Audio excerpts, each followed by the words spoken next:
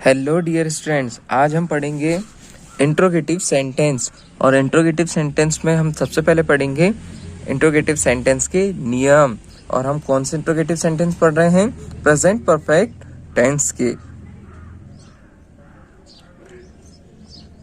तो हम पढ़ रहे हैं प्रेजेंट परफेक्ट टेंस के इंट्रोगेटिव सेंटेंस। चलिए पहला नियम देखते हैं।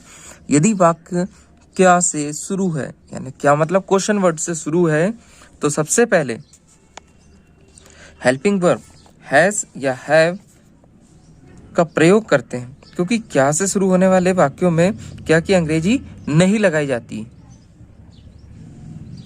और इसका जो दूसरा नियम है वो क्या है?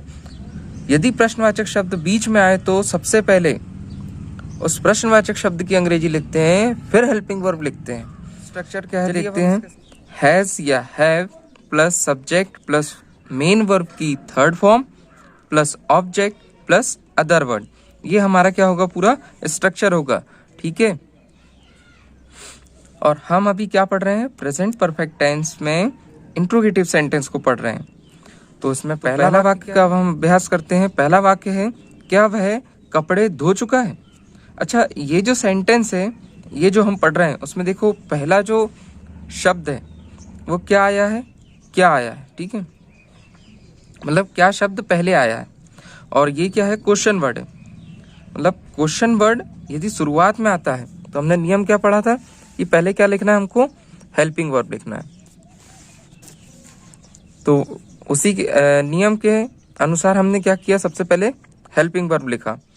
हेल्पिंग वर्ब के बाद क्या स्ट्रक्चर में लिखा है? सब्जेक्ट। ये हमारा सब्जेक्ट आ गया। मेन वर्ब की थर्ड फॉर्म आ गई। और इसके बाद क्या बचा? हमारा ऑब्जेक्ट। तो हमारा क्या है सेंटेंस? क्या वह कपड़े धो चुका है? तो इसकी अंग्रेजी क्या होगी? Has he washed the clothes. और उसके बाद क्वेश्चन मार्क लगाना है आपको। ऐसे ही हमारा दूसरा वाक्य, क्या तुम कहानी लिख चुके हो? Have you written a story? Have क्या है? हमारा सब्जेक्ट, सॉरी हैव हमारा क्या है? Helping verb. यू हमारा क्या आएगा? सब्जेक्ट। हेल्पिंग वर्ब के बाद सब्जेक्ट, फिर लिख चुके हो यानी लिखना की क्रिया हुई है, लिखना यानी राइट। और इसकी थर्ड फॉर्म क्या हो जाएगी? रिटर्न। और मेन वर्ब के बाद क्या आता है? ऑब्जेक्ट। ऑब्जेक्ट क्या है यहाँ पे? स्टोरी। स्टोरी हमारा ऑब्जेक्ट हो गया। तीसरा वाक्य, क्या वह घड़ी खरीद चुका है? Has he bought a watch? फिर क्वेश्चन मार्क।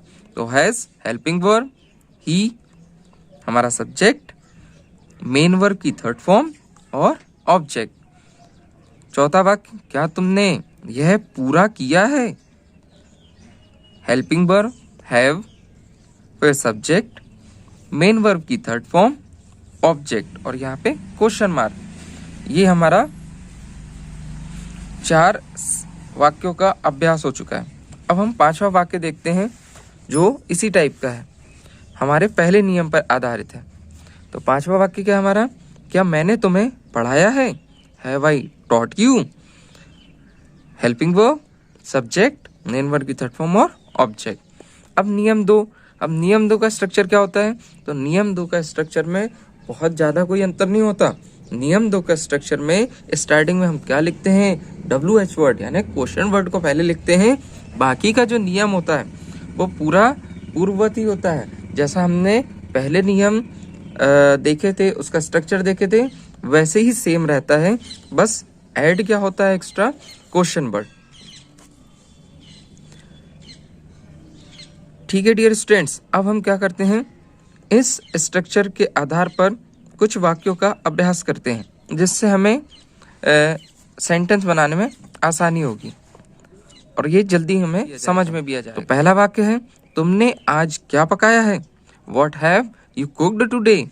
सबसे पहले क्वेश्चन वर्ड की अंग्रेजी, फिर हमारा helping verb, subject, main verb की थर्ड फॉर्म और ऑब्जेक्ट। दूसरा वाक्य क्या है? तुम्हारा भाई कहाँ गया है? सबसे पहले question word, where. Has your brother gone? Question word, helping verb, your brother यानी हो गया हमारा क्या? सब्जेक्ट और ये मेन वर्ब की थर्ड फॉर्म। तीसरा वाक्य, उसने घंटी क्यों बजाई? Why has he rung the bell? सबसे पहले क्वेश्चन वर्ड की अंग्रेजी, फिर हेल्पिंग वर्ब, फिर ये हमारा सब्जेक्ट, मेन वर्ब की थर्ड फॉर्म ऑब्जेक्ट। इसके बाद हमारा क्या आ जाएगा? चौथा वाक्य। चौथा वाक्य क्या है? उसने तुम्हें क्यों बुलाया है? सबसे पहले why, क्वेश्चन वर्ड की अंग्रेजी, why has he called you? Question word, helping verb, subject, main verb की थर्ड फॉर्म और ऑब्जेक्ट। इसी प्रकार हमारा अगला सेंटेंस क्या है? इस घड़ी को किसने तोड़ा है?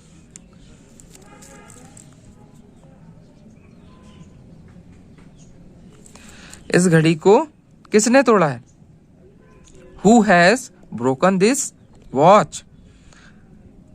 क्वेश्चन वर्ड की अंग्रेजी, हेल्पिंग वर्ब, मेन वर्ब की थर्ड फॉर्म और ऑब्जेक्ट।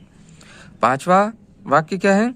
श्याम ने उसे 5,000 रुपए क्यों दिए हैं? Why has Shyam given him 5,000 rupees? Why question word, helping verb, subject, main verb की थर्ड फॉर्म और इसके बाद बचा क्या हमारा? ऑब्जेक्ट। और आगे आप अदर वर्ड लगाना चाहो तो अदर वर्ड आ जाएंगे। और क्वेश्चन जो हमारा वाक्य हमने बनाया अभी अंग्रेजी में, एक चीज हमेशा याद रखना, उसके आखिरी में यानी लास्ट में आपको ये क्वेश्चन मार्क साइन लगाना नहीं भूलना है। चलिए ठीक है डियर स्टूडेंट्स, अब हम नेक्स्ट क्लास में पढ़ेंगे प्रेजेंट परफेक्ट कंटिन्यूअस टेंस के बारे में। तब तक के लिए आप सभी क्लासों को अच्छे से रिवाइज करिए और खूब मन लगा के पढ़िए।